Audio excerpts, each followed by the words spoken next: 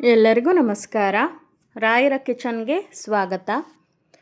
ಇವತ್ತಿನ ದಿನ ಟೊಮೆಟೊ ಸೂಪನ್ನು ಹೇಗೆ ಮನೆಯಲ್ಲಿ ಹೆಲ್ದಿಯಾಗಿ ಮಾಡ್ಕೊಳ್ಳೋದು ಅಂತ ನೋಡ್ಕೊಂಡು ಬರೋಣ.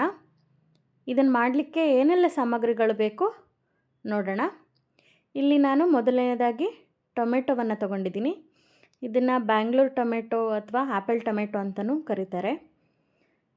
ಇದು ಆದಷ್ಟು ಹುಳಿ ಇರೋದಿಲ್ಲ, ಹಾಗಾಗಿ ಇದನ್ನು ತೊಗೊಂಡ್ರೆ ಚೆನ್ನಾಗಿ ಬರುತ್ತೆ. ನಾಟಿ ಟೊಮೆಟೊ ತೊಗೋಬೇಡಿ, ಚೆನ್ನಾಗಿ ಆಗೋಲ್ಲ ಟೇಸ್ಟು. ಇಲ್ಲಿ 4 ಟೊಮೆಟೊವನ್ನು ತೊಗೊಂಡಿದ್ದೀನಿ, 1 ಈರುಳ್ಳಿ, 1 ಕ್ಯಾರೆಟ್, ಹಾಗೆ ಸ್ವಲ್ಪ ಕೊತ್ತಂಬರಿ ಸೊಪ್ಪು, ರುಚಿಗೆ ಉಪ್ಪು, ಬ್ಯಾಡಗಿ ಮೆಣಸಿನ್ಕಾಯಿ ತೊಗೊಂಡಿದ್ದೀನಿ. ಇಲ್ಲಿ ಶುಂಠಿ ಬೆಳ್ಳುಳ್ಳಿಯನ್ನು ತೊಗೊಂಡಿದ್ದೀನಿ. ಹಾಗೆಯೇ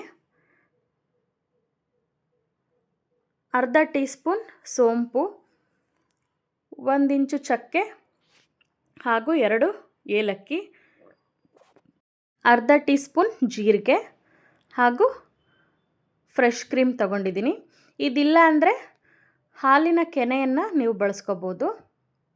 ಇಲ್ಲಿ 1 ಕುಕ್ಕರ್ ತೊಗೊಂಡಿದ್ದೀನಿ. ಇದಕ್ಕೆ 4 ಟೊಮೆಟೊವನ್ನು ಕಟ್ ಮಾಡಿ ಹಾಕ್ಕೊಂಡಿದ್ದೀನಿ. ಹಾಗೆಯೇ 1 ಕ್ಯಾರೆಟನ್ನು ಉದ್ದುದ್ದವಾಗಿ ಕಟ್ ಮಾಡಿ ಹಾಕ್ಕೊಂಡಿದ್ದೀನಿ. 1 ಈರುಳ್ಳಿಯನ್ನು ತೊಗೊಂಡಿದ್ದೀನಿ, ಅದನ್ನು ಕೂಡ ಹಾಕೋತಾ ಇದ್ದೀನಿ. ಹಾಗೆಯೇ ಕೊತ್ತಂಬರಿ ಸೊಪ್ಪು ತೊಗೊಂಡಿದ್ವಲ್ಲ, ಅದನ್ನು ಕೂಡ ಹಾಕೋತಾ ಇದ್ದೀನಿ. ಮತ್ತು 4ರಿಂದ 5 ಬ್ಯಾಡಗಿ ಮೆಣಸಿನ್ಕಾಯನ್ನು ತೊಗೊಂಡಿದ್ದೀನಿ, ಅದನ್ನು ಹಾಕ್ತಾಯಿದ್ದೀನಿ. ನಂತರ ಸ್ವಲ್ಪ ನೀರನ್ನು ಹಾಕ್ಕೊಂಡಿದ್ದೀನಿ. ಈಗ ಇದನ್ನು ಮುಚ್ಚಳ ಮುಚ್ಚಿ 3 ವಿಷಲನ್ನು ತೆಗೆಸ್ಕೊಂಡು ಬರೋಣ. 3 ವಿಷಲ್ ತೆಗೆಸಿದ್ರೆ ಸಾಕು, ಚೆನ್ನಾಗಿ ಬೆಂದಿರುತ್ತೆ. ನಾವು ಕ್ಯಾರೆಟನ್ನು ಏಕೆ ಬಳಸ್ತೀವಿ ಅಂದರೆ ಇದಕ್ಕೆ ಸಕ್ಕರೆ ಬೆಲ್ಲ ಏನೂ ಹಾಕೋ ಅಗತ್ಯ ಇಲ್ಲ. ಕ್ಯಾರೆಟೇ ಆದಷ್ಟು ಸ್ವಲ್ಪ ಸ್ವೀಟ್ ಫ್ಲೇವರ್ ಕೊಡುತ್ತೆ, ಹಾಗಾಗಿ ನಾವು ಕ್ಯಾರೆಟನ್ನು ಬಳಸ್ತೀವಿ. ಹಾಗೆ ಸ್ವಲ್ಪ ತಿಕ್ನೆಸ್ ಕೂಡ ಚೆನ್ನಾಗಿ ಬರುತ್ತೆ, ಅದಕ್ಕಾಗಿ ಕ್ಯಾರೆಟನ್ನು ಹಾಕ್ಕೊಂಡಿದ್ದೀವಿ. ಈಗ 3 ವಿಷಲ್ ಆಗಿದೆ. ಈಗ ಇದನ್ನು ತೆಗೆದು ನೋಡೋಣ. ನೋಡಿ ಎಷ್ಟು ಚೆನ್ನಾಗಿ ಬೆಂದಿದೆ ಅಂತ. ನಾವು ಹಾಕಿರೋಂಥ ಎಲ್ಲ ತರಕಾರಿಗಳು ಕೂಡ ಚೆನ್ನಾಗಿ ಬೆಂದಿದೆ. ಇಷ್ಟು ಬೆಂದರೆ ಸಾಕಾಗುತ್ತೆ. ಈಗ ಇದನ್ನು ಒಂದು ಮಿಕ್ಸಿ ಜಾರ್ಗೆ ಟ್ರಾನ್ಸ್ಫರ್ ಮಾಡ್ಕೊಳ್ಳೋಣ.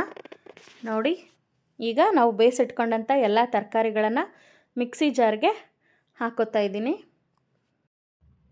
ನೋಡಿ, ಈಗ ಎಲ್ಲ ಮಿಶ್ರಣವನ್ನು ಹಾಕ್ಕೊಂಡಿದ್ದೀನಿ. ಈಗ ಇದಕ್ಕೆ ಚಕ್ಕೆ ಹಾಗೂ ಏಲಕ್ಕಿಯನ್ನು ಸೇರಿಸ್ತಾ ಇದ್ದೀನಿ. ನಂತರ ಅರ್ಧ ಟೀ ಸ್ಪೂನ್ ಜೀರಿಗೆ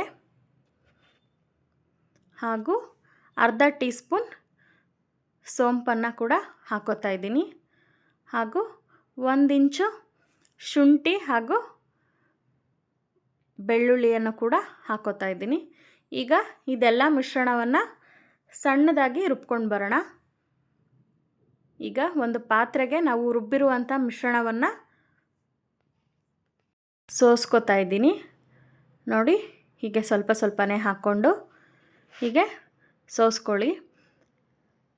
ಇಲ್ಲಾಂದರೆ ಇದರಲ್ಲಿ ರುಬ್ಬಿರೋ ಅಂಥ ಟೊಮೆಟೊ ಬೀಜಗಳು ಮಧ್ಯೆ ಸಿಕ್ಕರೆ ತಿನ್ನೋಕಷ್ಟು ಚೆನ್ನಾಗಿರಲ್ಲ, ಹಾಗಾಗಿ ಸೋಸ್ಕೋಬೇಕಾಗತ್ತೆ ಅಷ್ಟೇ. ಈಗ ಎಲ್ಲದನ್ನು ಸೋಸ್ಕೊಂಡಿದ್ದೀನಿ. ನೋಡಿ, ಇಷ್ಟು ತಿಕ್ಕಾಗಿದೆ. ಇದಕ್ಕೆ ನೀವು ಸ್ವಲ್ಪ ನೀರನ್ನು ಕೂಡ ಹಾಕ್ಕೋಬೋದು. ನಿಮಗೆ ಕನ್ಸಿಸ್ಟೆನ್ಸಿ ಹೇಗೆ ಬೇಕೋ ಹಾಗೆ ನೀರನ್ನು ಸೇರಿಸ್ಕೊಳ್ಳಿ. ಈಗ ರುಚಿಗೆ ತಕ್ಕಷ್ಟು ಉಪ್ಪನ್ನು ಹಾಕಿ ಇದನ್ನು ಕುದಿಲಿಕ್ಕೆ ಬಿಟ್ಟಿದ್ದೀನಿ. ಈಗ ಇದು ಚೆನ್ನಾಗಿ ಕುದಿಬೇಕು.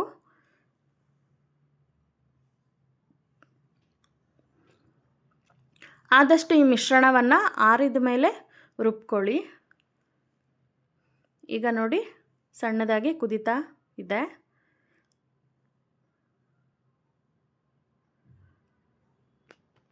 ನೋಡಿ, ಇವಾಗ ಚೆನ್ನಾಗಿ ಕುದೀತಾ ಇದೆ. ಇದನ್ನು ಚೆನ್ನಾಗಿ ಕುದಿಸ್ಬೇಕು. ನೋಡಿ, ಚೆನ್ನಾಗಿ ಕುದೀತಾ ಇದೆ. ಈ ಟೈಮಲ್ಲಿ ನಾವು ಫ್ರೆಶ್ ಕ್ರೀಮನ್ನು ಆ್ಯಡ್ ಮಾಡೋಣ. ನೋಡಿ, ಸ್ವಲ್ಪ ಫ್ರೆಶ್ ಕ್ರೀಮನ್ನು ಹಾಕೋತಾ ಇದ್ದೀನಿ. ನೀವು ಇದು ಫ್ರೆಶ್ ಕ್ರೀಮು ಬೇಕು ಅಂತಲೇ ಇಲ್ಲ, ಮನೆಯಲ್ಲಿ ಹಾಲಿನ ಕೆನೆ ಇರುತ್ತಲ್ಲ, ಅದನ್ನೇ ಚೆನ್ನಾಗಿ ಬಿಟ್ಟು ಮಾಡ್ಕೊಂಡು ಹಾಕ್ಕೊಂಡ್ರೆ ಆಯಿತು. ಹಾಕ್ತಾ ಇದ್ದರೆ ಅಕಸ್ಮಾತ್ ಅದು ಇಲ್ಲ ಅಂದರೆ 1 ಸ್ಪೂನ್ ಇದ್ರ ಬದಲಿಗೆ ಸಕ್ಕರೆಯನ್ನು ಸೇರಿಸ್ಕೊಂಡು ಕುದಿಸ್ಕೊಂಡ್ರೆ ಆಯಿತು. ಅದು ಕೂಡ ಚೆನ್ನಾಗಿರುತ್ತೆ. ನೋಡಿ ಈಗ ಫ್ರೆಶ್ ಕ್ರೀಮ್ ಹಾಕಿ ಮತ್ತೆ ಸ್ವಲ್ಪ ಕುದಿಲಿಕ್ಕೆ ಇಟ್ಟಿದ್ದೀನಿ. ಇದನ್ನು ತುಂಬ ಕುದಿಸೋ ಅಗತ್ಯ ಇಲ್ಲ. ಫ್ರೆಶ್ ಕ್ರೀಮ್ ಹಾಕಿದ ಮೇಲೆ ಈ ಥರ ಮೇಲೆ ಗುಳ್ಳೆ ಬಂದರೆ ಸಾಕು, ಇಷ್ಟೇ ಕುದ್ರೆ ಆಯಿತು. ಈಗ ಇದನ್ನು ಆಫ್ ಮಾಡ್ಕೊಳ್ಳೋಣ. ಈಗ ಟೊಮೆಟೊ ಸೂಪ್ ರೆಡಿಯಾಗಿದೆ. ನೋಡಿ ಎಷ್ಟು ಚೆನ್ನಾಗಿ ಕಲರ್ಫುಲ್ಲಾಗಿ ಕಾಣ್ತಾ ಇದೆ. ಈಗ ಒಂದು ಬಟ್ಲಿಗೆ ಇದನ್ನು ಟ್ರಾನ್ಸ್ಫರ್ ಮಾಡ್ಕೊಳ್ಳೋಣ. ನೀವು ಒಮ್ಮೆ ಮನೆಯಲ್ಲಿ ಟ್ರೈ ಮಾಡಿ, ತುಂಬ ಚೆನ್ನಾಗಿ ಬರುತ್ತೆ ಟೇಸ್ಟು. ಸೇಮ್ ಆಚೆ ನೀವು ರೆಸ್ಟೋರೆಂಟ್ಗಳಲ್ಲಿ ಹೇಗೆ ತಿಂತೀರಾ ಅದೇ ಟೇಸ್ಟ್ ಬಂದಿರುತ್ತೆ. ಮನೇಲಿ ಮಕ್ಕಳಂತೂ ತುಂಬಾ ಇಷ್ಟಪಟ್ಟು ತಿಂತಾರೆ. ಮಕ್ಕಳಿಗೆ ಏನಾದರೂ ತಿಂಡಿ ಕೊಟ್ಟರೆ ಟೊಮೆಟೊ ಆ ಥರ ಎಲ್ಲ ತರಕಾರಿಗಳನ್ನು ಆರಿಸಿಡ್ತಾರೆ. ಈ ಥರ ಒಮ್ಮೆ ಸೂಪ್ ಮಾಡಿಕೊಡಿ, ತುಂಬ ಇಷ್ಟಪಟ್ಟು ತಿಂತಾರೆ. ನೀವು ಒಮ್ಮೆ ಟ್ರೈ ಮಾಡಿ. Thank you.